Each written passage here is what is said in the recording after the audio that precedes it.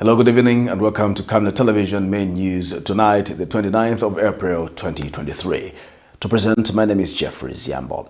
Our top stories in the news tonight: the UPND not threatened by purported ECL comeback to politics.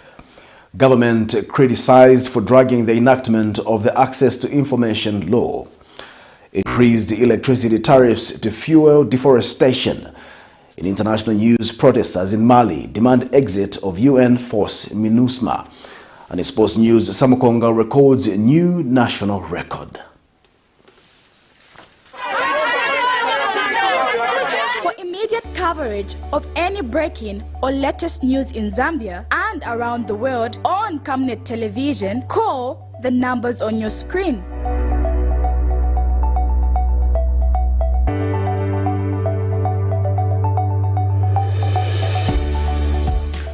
Television, bringing to your screens fair news, impartial news, credible and reliable news all the time. Get the whole truth on Camnet World News.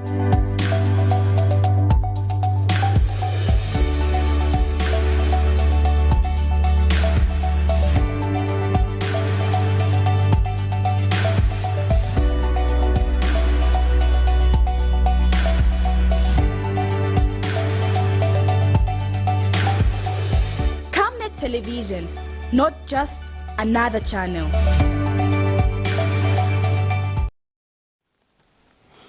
Hello again, another news in detail.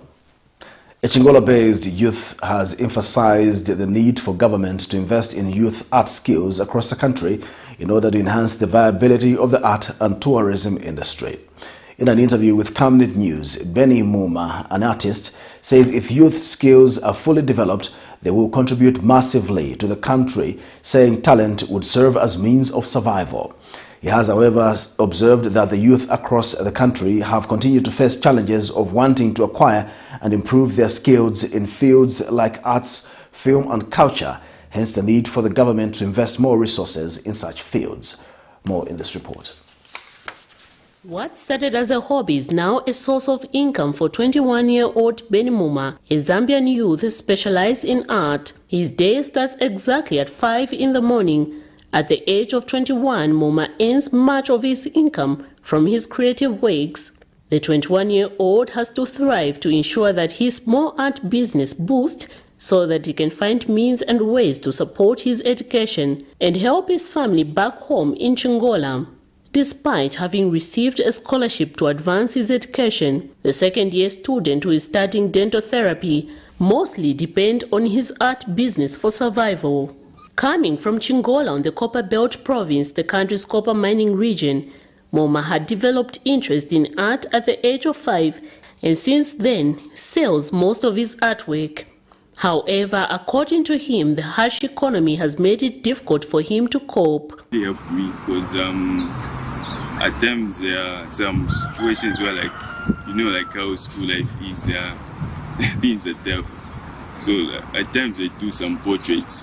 When I do portraits of people, they get to pay me, and I use that money in terms to buy some things that I need. But it's not usually the case because most people like really don't appreciate this art. They say like you're just being expensive over nothing. Meanwhile, Muma has emphasized the need for the government to invest in youth art skills across the country for Zambia's prosperity in the art and tourism industry. Art is a key to unlocking young people's potential as it helps to stimulate creativity and innovation, which in turn help to curtail unemployment. Really appreciate if the government looked more into art, because Zambia, like Zambia is a tourist capital, and we've got museums and other tourist sites. So if the government was to invest in art, this could really help us in terms of making an income, because there's lots of people come out of the continent. Miriam Kaimba reporting for Camnet TV News. The Center for Trade Policy and Development, CTPD, has proposed that government considers allowing workers access to their money twice under the 20% partial withdrawal scheme. CTPD Executive Director Isaac Mwaipopo says the undertaking would put pressure on commercial banks who charge higher interest rates to people seeking to borrow money to run a business. Mr. Mwaipopo has, however, hailed the government's decision to allow access to 20% of the total savings, as it will enable people to use their money and their resources. Speaking to Camnet News, Mr. Mwaipopo says the undertaking will help to improve compliance on the remittance of workers' benefits to the National Pension Scheme Authority (NAPSA) by employers. More in this report. Policy and Development welcomes the development undertaken more recently with regards to allowing employees to access 20% of their total savings under NAPSA. We do think that in the short term, this does provide some level of relief for employees who are looking for alternative sources of funding. But if you look at this, it's basically a response to the bigger challenge that this country is facing. So one of the big challenges we're facing is basically access to finance, as a number of commercial banks are charging interest rates which are quite high. On the other side, from the Center for Trade Policy and Development, we would have preferred that NAPSA should have considered to have a system where people can access 20% of their total savings more than once. Maybe there should have been an initiative to make it that once people access the 20%, they can pay back to NAPSA at a very reduced rate, but be in a position to access again, unlike a one-off payment. That would have actually helped to put pressure on the commercial banks that are charging higher interest rates, which make it very difficult for most of our entrepreneurs and those that would want to venture into business to access finance. I think on the other hand, this decision that has been taken by government will help to improve compliance. This is because a number of employees will be approaching NAPSA with hope that they can access part of their deposits, and only to be met probably with shock that the employees have actually not been remitting to that authority. In that case, it will help to put pressure on those companies that are not compliant with statutory obligations, be it with the Zambia Revenue Authority or NAPSA. Civil rights activist Brebna Chengala has warned that the lack of seriousness by the United Party for National Development administration to enact the Access to Information Bill is treacherous. Mr. Chengala is disappointed that successful governments have been failing to enact the Access to Information Bill, urging the UPND not to end up like other governments. Mr. Chengala says the Access to Information Bill has already been dealt with by the previous administration. Hence, the United Party for National Development must take the bill to Parliament. More in this report. The Information Bill will be actualized. Long-awaited Access to Information Bill will be actualized. The pledge from President Hakainde Hichilema is still fresh as yesterday when we spoke to him to understand his commitment towards enacting the Access to Information Bill into law. Access to information is a call for all Zambians and not just the media practitioners, but sadly, the ATI has remained a draft bill seemingly far from political will. This is despite the fact that access to information is a right provided for in international law, which must be enjoyed by everyone. For now, the assurance the media has is the political will by President Hakainde Hichilema, who guaranteed a free press and of course delivering the ATI. The government has not been short of assurances that are yet to manifest into reality. Hoping, God willing, the first quarter of 2023 will happen.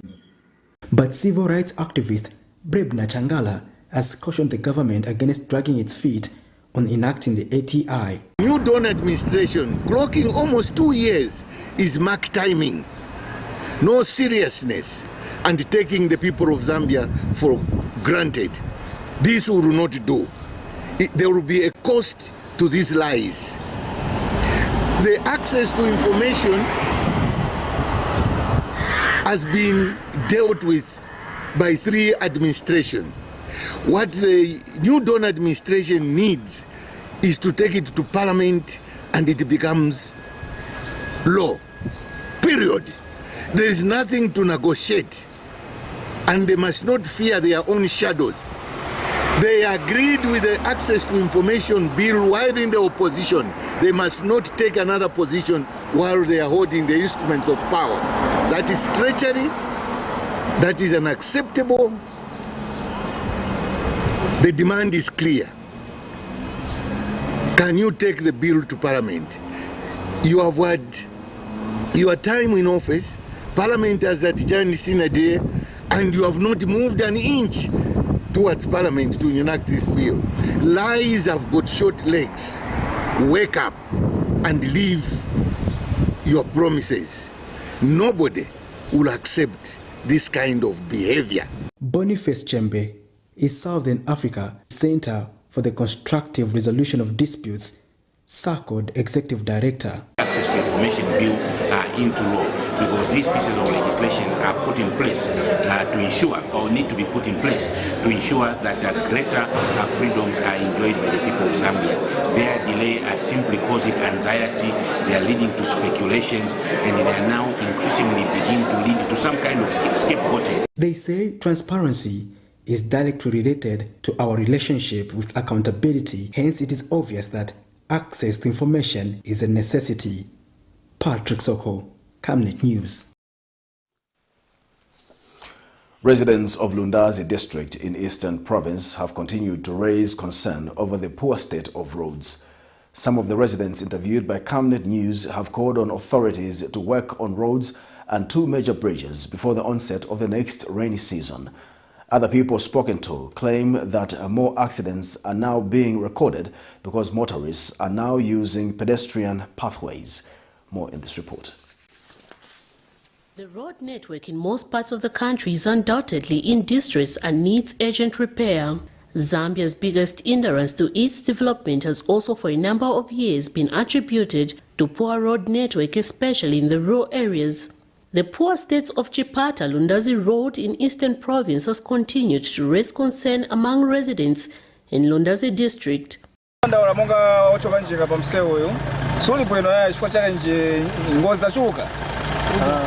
Motoka iwera kusaidi wamene skuli kwake wale mapotholes.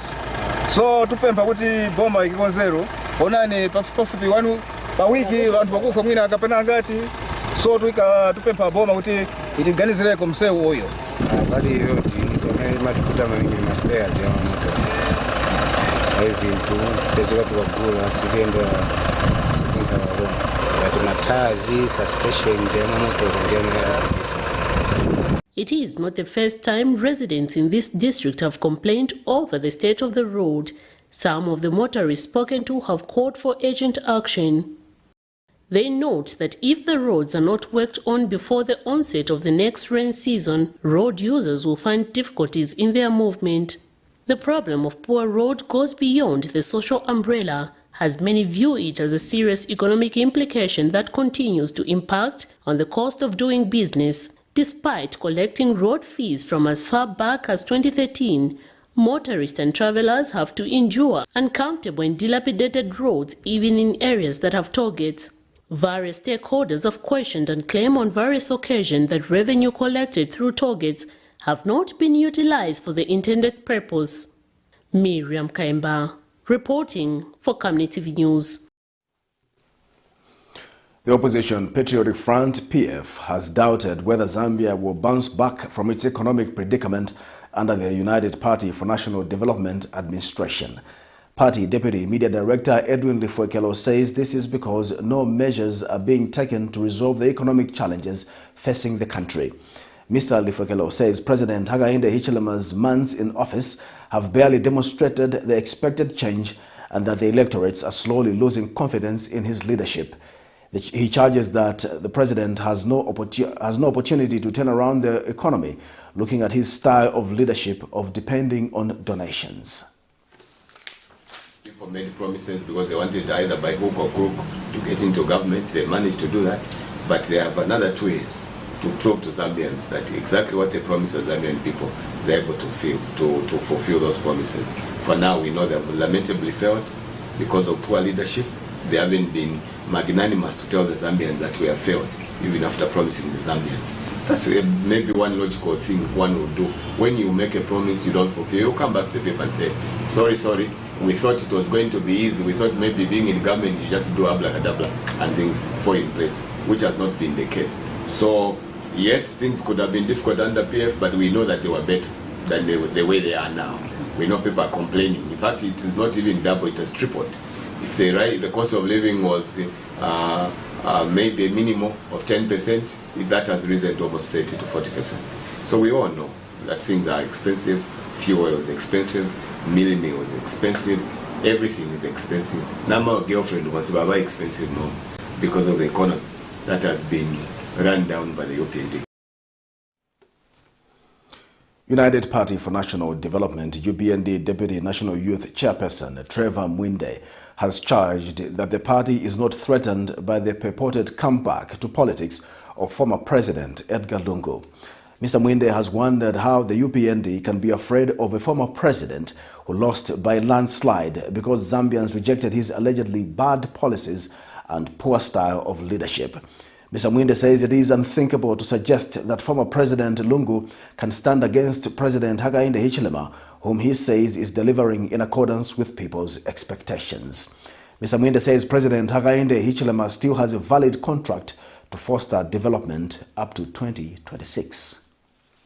When people want to start bringing about the issue of ECL, chilimonga muntu apayanjoka, monga imwe mapayanjoka, mwajuba mtu mwaikao kuchitupitu bichanjoka mataira kucha.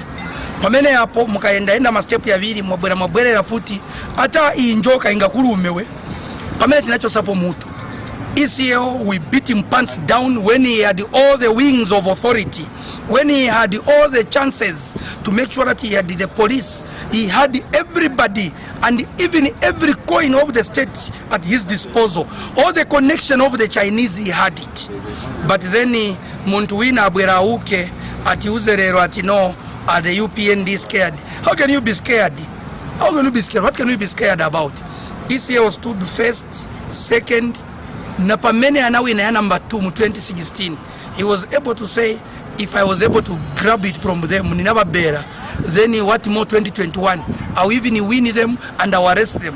When the Zambians heard that, the Zambians said, no, chino chalo, si chalo cha muntu tino na wamai bake na wamarume bake baruteka. We want to do politics that which are full of sanity. He comes back on the ballot as president. It means even me as Trevor Mwinde, I'm standing. Even me as Trevor Mwinde, I'm putting my name forward to stand and compete with him, because it means that the presidency now, we have a lot of people. PF right now, it has got 9 presidential hopefuls, including the new one now, Madam Mumbipiri. So meaning that in these 9 factions, it's just a clear example and deliberation to every Zambian that thinks that ECL can come back, that the country has moved forward. And when the country has moved forward, we expect many leaders to come and lead this country. For now, the mandate for His Excellency Hakainde Hichilema is still very fresh. And in other news, the ruling United Party for National Development Deputy Youth Spokesperson Phineas Pumulo has observed that there are some pockets of cadarisms in markets and bus stations, but cannot be compared to the past. Mr. Pumulo says the UPND party holds the position of President Hakainde Hichilema, who has been on record several times condemning such acts. He says the UPND is working toward eliminating cadarism in public facilities to guarantee a conducive trading environment for traders. We want to appeal to our youths across the country to make sure that they maintain law and order and follow the presidential directive. We have seen some pocket of cadarism here and there, and the provocation which is coming from our colleagues in opposition. For instance, the incident that happened at City Market, it was purely provocation from some of the drivers who are PF inclined from Matelo, who provoked our youths. That's what necessitated what happened at the City Market from our own investigations. This is something that our colleagues in opposition, they should learn to coexist together with us in government so that we achieve the status of having a peaceful country, because we all have one country, and as youth we should not allow ourselves to be used as tools of violence during campaign, and we should coexist together in the market and bus station as responsible citizen of this country. So we are very much happy with the way our party has handled the issue of cadalism in bus stations, market, in all the public places. We are very happy, but going forward we expect that this cadalism, even those pockets of violence that people are experiencing, going forward we should see most reduction in those pockets of cadalism. The opposition leadership movement has accused the UPND administration of channeling the responsibility of managing the country's natural resources to foreigners. Addressing the media Saturday, party president Dr. Richard Silumbe observes that Zambia, under the current administration, of diverting from its core value of one nation and unity. Dr. Silumbe has also mocked the 20% NAPSA partial withdrawal of workers' benefits. He says the 20% is too little for anyone to invest in a reasonable project that would help them generate more revenue and become self-sustainable. Meanwhile, the party says it is boycotting this year's Labor Day celebration as a way of protesting for what the UPND has done to the country's labor force. More in this report. The opposition leadership movement parties of the view that the 20% NAPSA partial withdrawal is a mockery to Zambians. Recently, the National Pension Scheme Authority commenced paying out the 20% partial withdrawal to eligible members. Addressing the media Saturday, party president Dr. Richard Silumbe says the 20% is too little for anyone to invest in a reasonable project that would help them generate more revenue and become self-sustainable. When people are getting excited here and there, we are hearing that people are getting 20% of their NAPSA and celebrations are flaring everywhere. We worry as leadership movement because we know that the 20% is not enough to effect the kind of investment that we want to see and actually inculcate or participation in production. So as leadership movement, we wonder because we want to see this NAPSA invested in production. And the party has accused the UPND administration of giving the responsibility of managing the country's resources to foreigners. Let Dr. Kenneth Kaunda, these people had the methodology. Remember, they liberated the neighboring countries with wisdom. They were not quick to give aid to the foreign countries. Then they leave their own people to suffer. A lot of people benefited from the free education, real free education, because ZNS was rife. The purpose of ZNS is not to man borders. Production. Meanwhile, the opposition party says it is boycotting this year's Labor Day celebration, which falls on the 1st May, as a way of protesting what the UPND has done to the country's labor force. I would like to boycott from celebrating Labor Day because there is no labor whatsoever. There are no jobs for young people. Even when the young people had attempted to create jobs for themselves, this government has been in the forefront to take away those jobs. We had a scenario where young people that operate in booths woke up to a shock of their lives when their booths were uprooted by this government. We have a situation where young people were promised employment, and today the UPND government has returned and said only those that have had the chance to go to school are the ones that can acquire opportunities to get employment in government. That is not. Miriam Kaimba reporting for Camnet TV News. Environmental activists have raised concern that the government's resolve to migrate to cost-reflective tariffs will lead to high levels of deforestation in the country. Earlier this year, the Energy Regulation Board, ERB, approved the multi-year tariffs for retail domestic consumers effective 1st May 2023. And Citizens and Environmental and Social Concern Executive Director Conwell Hakapia says the move will lead to deforestation, given that it will push up the demand for charcoal as people opt to stay away from using electric stoves for cooking. Meanwhile, Worldwide Fund for Nature WWF Country Director Nachilala Nkombo notes the need for Zambia to be serious about finding and implementing adaptation measures. More in this report. Arriving at its decision, the ERB has carefully considered ZESCO's financial position, consumer submissions, and government policy. That was the Energy Regulation Board, ERB, announcing the approval of electricity tariffs for power utility, ZESCO. Inasmuch as the move took into account various aspects, environmentalists argue that the move poses direct threats to the environment as it is likely to fuel charcoal production. Our call to government is to avoid rhetoric and see to it that we are action-oriented, because every minute we are talking and every minute we are not doing anything about it. The forests in our country is being depleted. Data shows that Zambia loses between 250,000 to 300,000 hectares of forests every year, and that has been contributing to the disturbances in the ecosystem as seen from weather variation such as floods and dry spells experienced in the 2022-2023 farming season.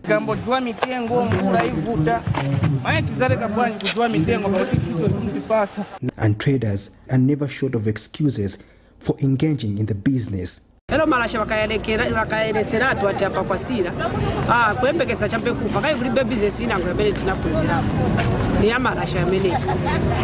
Energy expert Johnston Chikwanda says there is a need to find alternatives to charcoal to avoid deforestation. The charcoal supply chain is one of the biggest producers of carbon, and so our prospects for achieving a green economy is going to depend on a large scale on what strategies we are going to roll out to engage and manage the charcoal supply chain. Worldwide Fund for Nature, WWF Country Director Nachila Lankombo explains that climate change is real and it is about time Zambia pays attention towards combating practices that harm the environment. I think this just gives us an opportunity to do two things.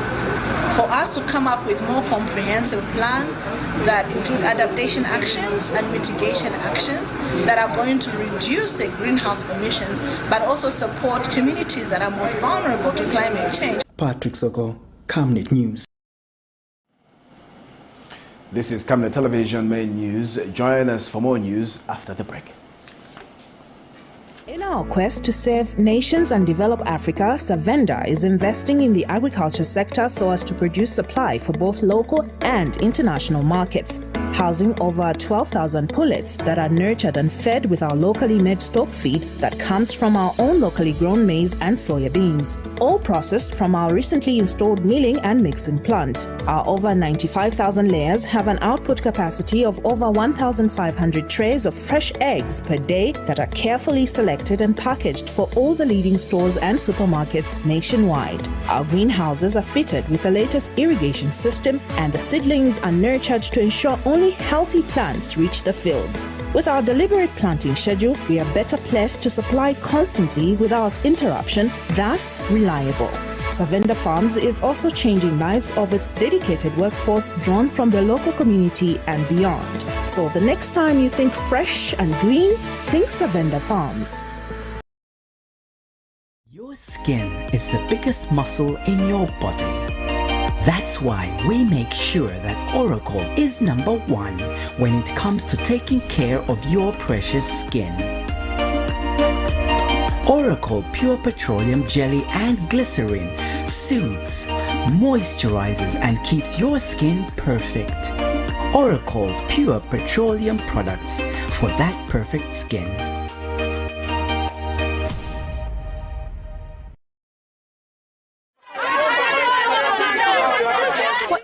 Coverage of any breaking or latest news in Zambia and around the world on Camnet Television, call the numbers on your screen.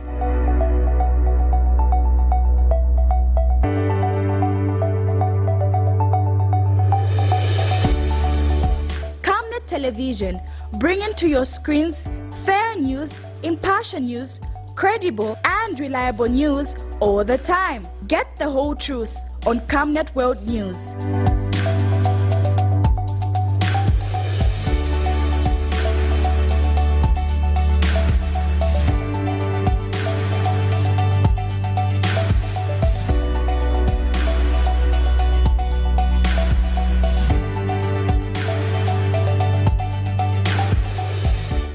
Television, not just another channel.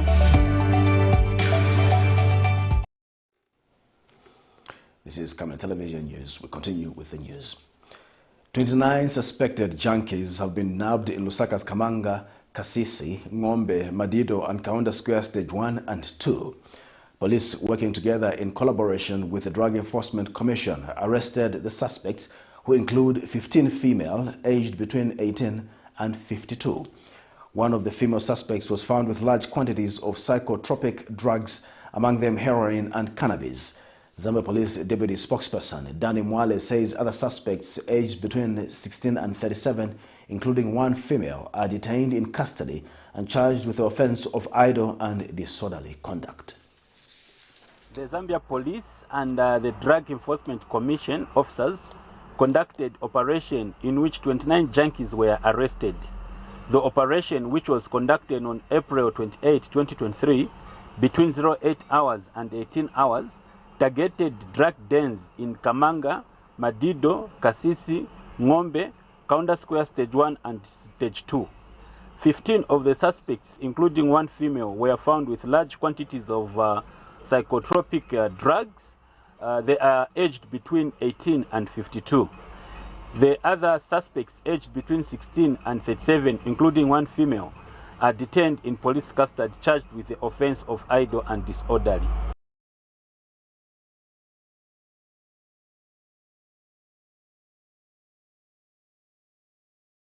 Immediate action against corruption has called on the Zambian parliament to consider coming up with a law that will compel the president to disclose the reasons for firing government ministers and other top government officials if the fight against corruption is to be successful. Organization Chief Executive Officer Brighton Tembo says many people are fired because of corruption and serious misconduct and abuse of office, but this information is usually kept a secret by the president. He notes that the act increases the chances of these people bouncing back into government in the future despite their deeds. Speaking to Camnet News, Mr. Tembo says if such a law is enacted, it will help Zambians to make informed choices about certain people who are fired by the president in case they decide to come back to government through political offices or other appointments in the future. Zambian Parliament should consider enacting a law that will compel the president to disclose the reasons each time he fires a cabinet minister or a senior government official. You know, that information is very much important to Zambians because it can help Zambians to make informed decisions in the future about such people. You know, some people are fired from government because of gross corruption, others are fired because of gross incompetence, others are fired because of abuse of office. So, if this information is given to Zambians, if in the future these people decide to come back into government through politics, Zambians will be able to refer to what these people did and caused their firing from government previously, so that they can make an informed decision on them. Unlike a situation where that information is just kept by the president, then creating room for these people to come back with their own vices and bounce back. We've seen this happening where people who were maybe, for example, fired in the previous regime might also bounce back in the next regime if there is change of power. And in that way, Zambians will continue to recycle same people with their same bad vices. So government should consider that we are living in the era of freedom of information and transparency. Former Chilubi District Commissioner Gilbert Mwila has asked President Hakainde Hichilema and government officials to stop blaming the previous government over economic problems the country is facing.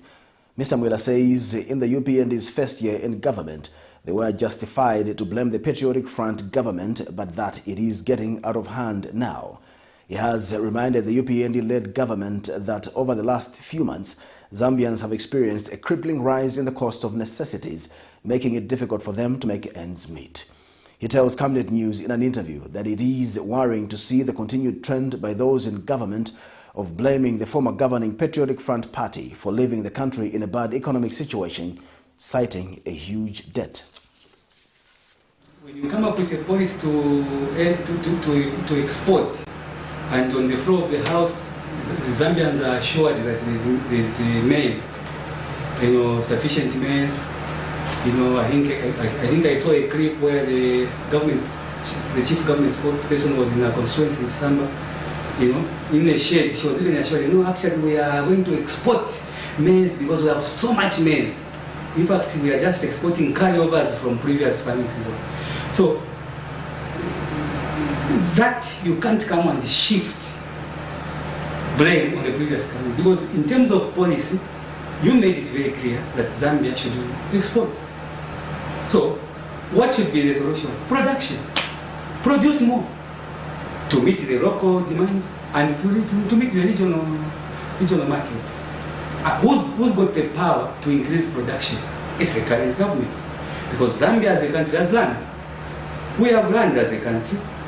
And then the current population of 20 million, only 1 million are being supported with the comprehensive, they are calling it now the comprehensive farmers input program.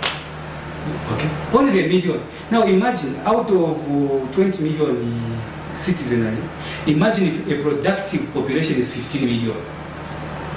Just to give that example, imagine if this government looked for money to empower even 5 million out of that, or to empower 3 million out of that. How much production is going to be in the country in terms of maize? We'll take our final break. Join us for international sports news after the break. For immediate coverage of any breaking or latest news in Zambia and around the world on Camnet television, call the numbers on your screen.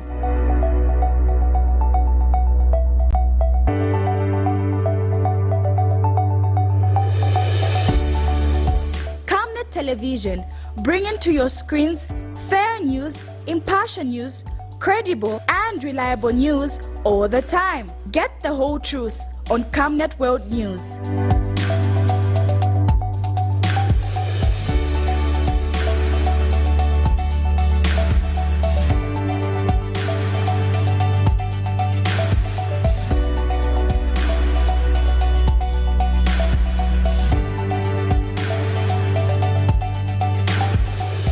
Camnet television, not just another channel.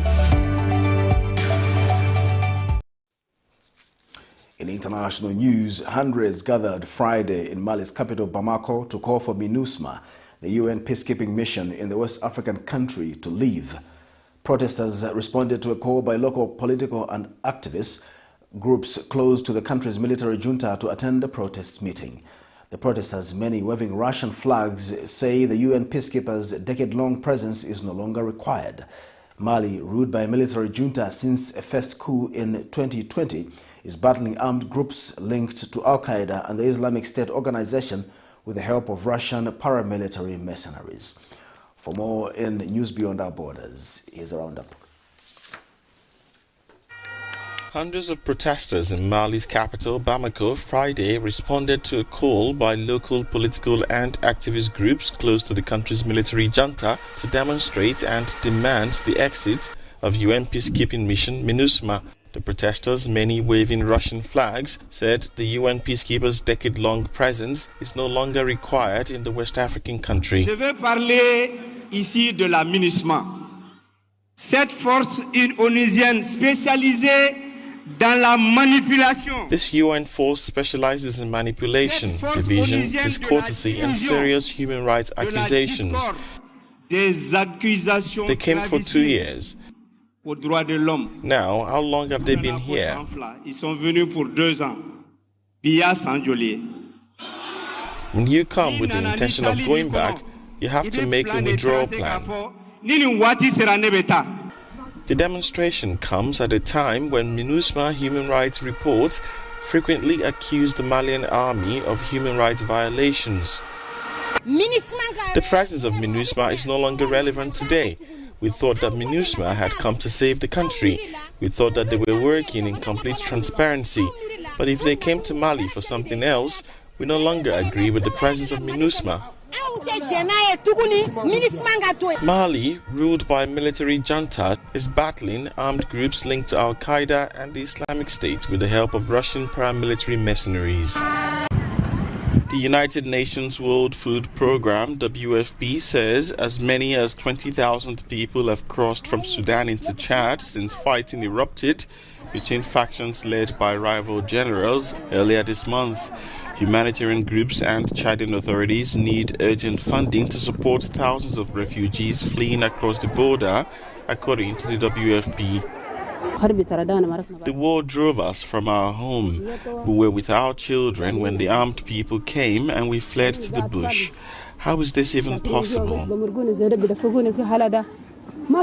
Food and aid packages were distributed to refugees arriving at the border at Adair this week, but the situation now calls for more efforts, the WFP says. We are loading our trucks now for the 10,000, 20,000 as per UNHCR and the government's figures that may have crossed already the border from Sudan to Chad. It's extremely important. We have already, prior to that crisis, 400,000 Sudanese refugees on that border that we were supporting. It's extremely urgent because in 6 to 8 weeks we will never be able to reach those places because of the rains. 2 weeks of fighting have turned Sudan's capital, Khartoum, into a war zone and thrown the country into turmoil.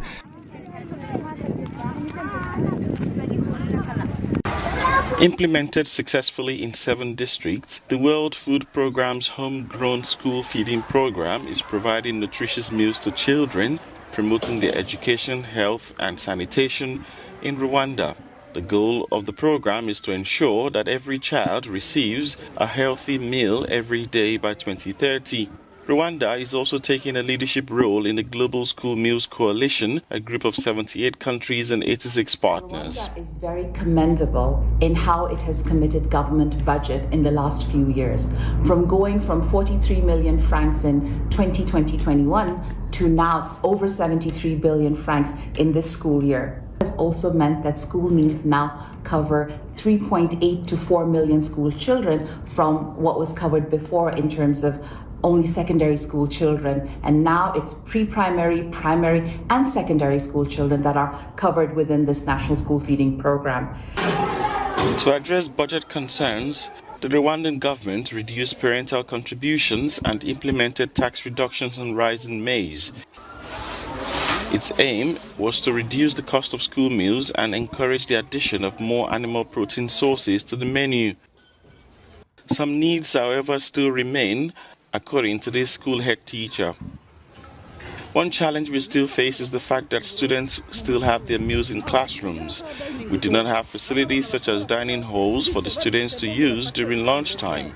We also lack sufficient kitchen facilities to prepare enough food for the students, and we are requesting the government to consider solving this problem for the schools.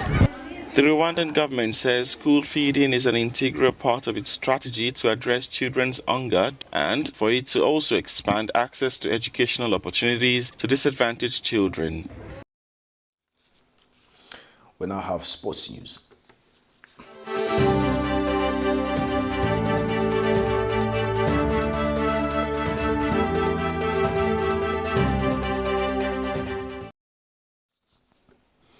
In our sports news, Zambia's 400 meters national record holder and Commonwealth champion Muzala SAMUKONGA has recorded a new personal best time of 43.92 at the Botswana Golden Grand Prix held in Gaborone.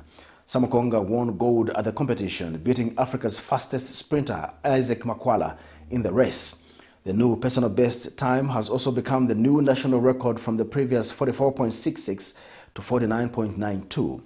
The Grand Prix competition was being used as preparation for the World Athletics Championship to be held in August 2023 in Budapest, Hungary.